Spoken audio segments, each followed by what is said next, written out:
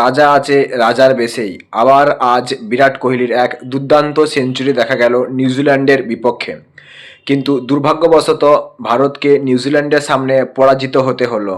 ওয়ানডের যে সিরিজটা সেই সিরিজটা ভারতকে হারিয়ে নিউজিল্যান্ড জয়লাভ করলো 2-1-এ। 3 ম্যাচের যে ওডিআই সিরিজ ছিল সেখানে প্রথম ম্যাচটি জিতেছিল ভারত, আর বাকি লাস্ট দুটো ম্যাচ নিউজিল্যান্ড জয়লাভ করে। এর ফলে ভারত সিরিজ থেকে সম্পূর্ণভাবে হাত ধুয়ে ফেলে। এই সিরিজ ওডিআই সিরিজটি নিউজিল্যান্ড জয়লাভ করলো। সামনে রয়েছে 5 ম্যাচের টি-20 সিরিজ।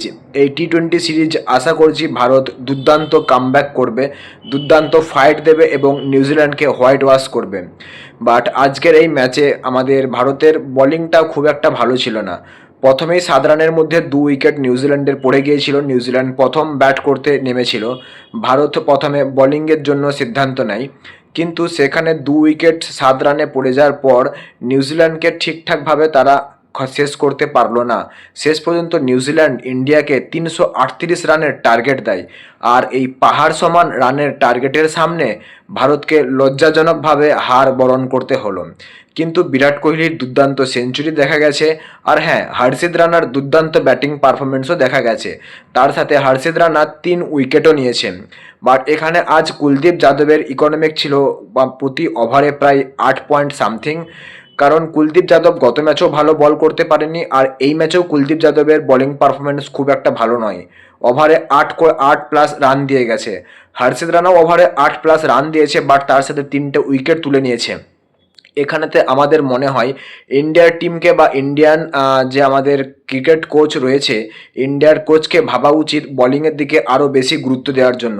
ব্যাটিং তো না হয় তাও ঠিকঠাক রয়েছে, হর্ষিত রানাকে নিয়ে 8 নম্বর পর্যন্ত ব্যাটিং পারফরমেন্স রয়েছে, ওকে ফাইন। বাট বোলিংয়ের দিকটা ইন্ডিয়াকে অবশ্যই জোর দেওয়া উচিত, কারণ ইন্ডিয়ার বোলিং কিন্তু খুব সেরকম আর জোশ বা ধারালো নেই। এরকম যদি বোলিং পারফরমেন্স থাকতে থাকে তাহলে কিন্তু ইন্ডিয়াকে যে কোনো ম্যাচেই হারতে হতে পারে। তো বন্ধুরা, সিরিজ তো ইন্ডিয়া হেরে গেল, নিউজিল্যান্ড সিরিজ জয়লাভ করলো।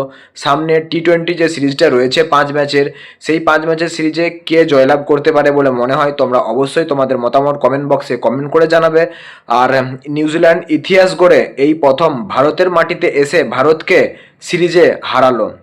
ইন্ডিয়ার মাটিতে নিউজিল্যান্ড এই প্রথম, ফার্স্ট টাইম। আর আজ যেই মাঠেতে খেলা হচ্ছিল সেই মাঠেও ইন্ডিয়া এই ফার্স্ট টাইম হারলো ওডিআই ম্যাচে। তো কিছু করার নেই, ক্রিকেট খেলায় হার জিত থেকেই থাকে।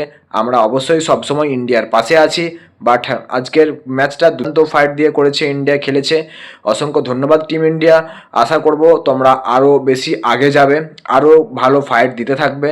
আর সামনে যে টি-20 বিশ্বকাপ আছে সেটা কিন্তু অবশ্যই জিততে হবে। চাক দে ইন্ডিয়া, বন্দে মাতারাম।